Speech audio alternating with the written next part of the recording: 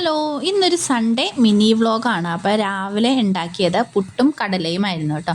അപ്പോൾ രാവിലെ തന്നെ ഞങ്ങൾ രണ്ടുപേരും റെഡി ആയിട്ടുണ്ട്. എനിക്കിന്ന് ഷോപ്പിലോട്ട് പോകണം.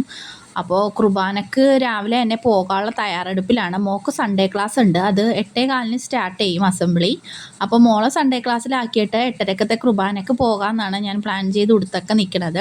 അപ്പോൾ തലേദിവസം തന്നെ കറികളെല്ലാം ഞാൻ വെച്ചിട്ടുണ്ടായിരുന്നു കേട്ടോ. അല്ലെങ്കിൽ എനിക്ക് ഇന്ന് ഉച്ചവരെ ഷോപ്പ് ഉണ്ടാകും. അതിൻ്റെ ഇടയ്ക്ക് കറി വെക്കലും കാര്യങ്ങളൊന്നും നടക്കില്ല. അപ്പോൾ ഞാൻ എല്ലാം റെഡിയാക്കി വെച്ചിട്ടാണ് ഇനി പള്ളിയിലോട്ട് ഇറങ്ങുന്നത്. അപ്പോൾ അതിൻ്റെ ഇടയ്ക്ക് എൻ്റെ ട്രൈപോഡ് ഒന്ന് നിലത്ത് വീണ് ഫോൺ ഹോൾഡർ ഒന്ന് പൊട്ടിപ്പോയിട്ടുണ്ടായിരുന്നു. ഇനിയിപ്പോൾ കയ്യിൽ വെച്ച് ഷൂട്ട് ചെയ്യേണ്ടി വരും കുറച്ച് ദിവസത്തേക്ക്. അപ്പോൾ ഞാനും മോളും കൂടി ഇനി പള്ളിയിലോട്ട് ഇറങ്ങുകയാണ്.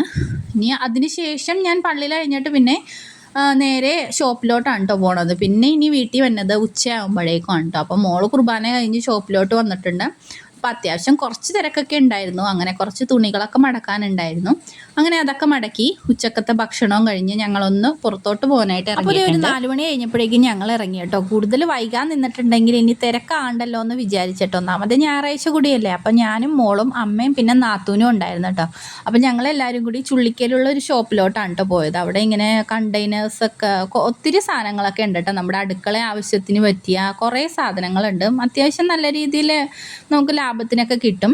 അങ്ങനെ അവിടെ നിന്ന് കുറച്ച് സാധനങ്ങളും കുറച്ച് മാറ്റുകളൊക്കെ മേടിച്ചിട്ട് ഞങ്ങൾ നേരെ ഒരു കൂൾ ബാറിലോട്ട് കയറിയിട്ടുണ്ട്. ഒരു ഷെയ്ക്കും ഫ്രൂട്ട് സലാഡൊക്കെ കഴിക്കാനായിട്ട്. അപ്പോൾ അത്രയുള്ള